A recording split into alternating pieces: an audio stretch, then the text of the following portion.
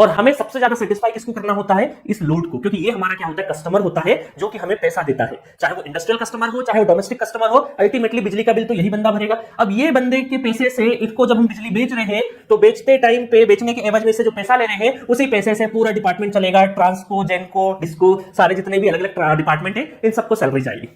ठीक है, तो इस तरीके से पूरा सिस्टम वर्क करता है। तो भाई जो पैसा देता है कस्टमर, इसकी तो कस्टमर का ध्यान रखना पड़ता है। कस्टमर को क्या चाहिए? सपोज करो मैं आपको बोलूं कि आप अपने रूम में क्या चाहते हो कि जब इलेक्ट्रिसिटी चालू करो तो वोल्टेज बहुत अच्छा हो, है ना? इतनी जानकारी, बेसिक जानकारी तो जो नॉन इलेक्ट्रिकल इंजीनियर होता है उसको भी देती है कि अगर हमारा बल्ब कहीं ना कहीं उसकी ब्राइटनेस फ्लिक कर रही है, कम ज्यादा हो रही है, इसका मतलब क्या है? वोल्टेज का वेरिएशन होता है ना? वोल्टेज का वेरिएशन होता है।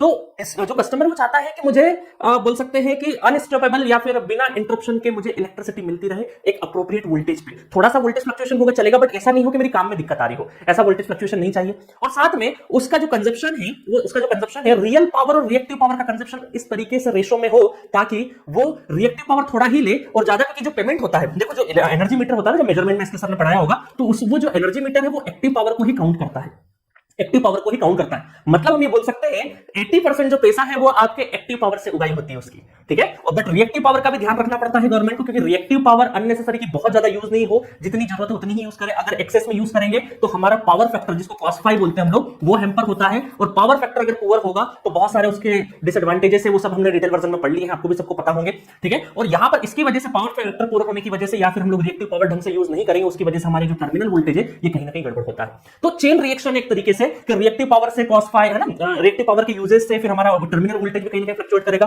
पावर फैक्टर भी पुअर होगा। कोशिश ये होती है कि जो पावर फैक्टर है वो आपका यूनिटी के आसपास रहे, यूनिटी नहीं बट 0.85, 0.90, 0.95 लैगिंग, क्योंकि अल्टीमेटली जो लोड होता है वो लैगिंग नेचर का ही होता है, ठीक है। तो कोशिश होती है 0.80 से लगा के 0.99 लैगिंग तक रहे। यूनिटी हो नहीं सकता क्योंकि लैगिंग लोड है तो एकदम प्योर रेजिस्टिव लोड तो यूज करोगे नहीं, क्योंकि वो हमें ज्यादा हीट देते हैं, उसके अलग डिसएडवांटेज है, ठीक है। चलो, तो इसका मतलब है, देखो क्या होता है कि जनरेटिंग स्टेशन से हमारी इलेक्ट्रिसिटी जब जनरेट होती है और यहां से तैयार होता है, चलो कि एक्टिव पावर रिएक्टिव पावर भेजना, बट ये जो जनरेटर है ये रिएक्टिव पावर उतनी ही जनरेट करता है। देखो इस जनरेटर से आप एक्टिव पावर जितना चाहे उतना जनरेट कर सकते हो, बट रिएक्टिव पावर उतनी ही जनरेट करेगा जितना इसको इलेक्ट्रिसिटी ट्रांसमिट करने के लिए इसको जरूरी होगा। देखो एक बात समझो, वैसे तो मैंने टेक्निकली रिएक्टिव पावर की बहुत अलग अलग तरीके से व्याख्याएं की है मैंने फुल कोर्स में, बट इन शॉर्ट ये समझो अभी कि एनर्जी कन्वर्जन करने के लिए या फिर एक्टिव पावर फ्लो करने के लिए एक डोमेन की जरूरत पड़ती है, उस डोमेन को क्रिएट करने के लिए रिएक्टिव पावर की जरूरत पड़ती है। तो आगे आगे क्या होते जाएगा, रिएक्टिव पावर चलते हुए हमारा एक डोमेन सेटअप करते जाएगा, या फिर हम ये बोल सकते हैं कि पाथ सेटअप करते जाएगा, मैग्नेटिक पाथ सेटअप करते जाएगा, और उसी पाथ से क्या होगा, एक्टिव पावर गुजरेगा। तो इसका मतलब है कि जनरेटर उतनी रिएक्टिव पावर जनरेट कर सकता है जो कि ट्रांसमिशन लाइन को मैग्नेटाइज कर सके। ट्रांसमिशन लाइन के अंदर देखो लॉसेस जो होते हैं I2X, है ना, ये जो I2X लॉस भी होता है बट ये ओनली 5% होता है, इसलिए हम लोगों ने देखो जितनी पावर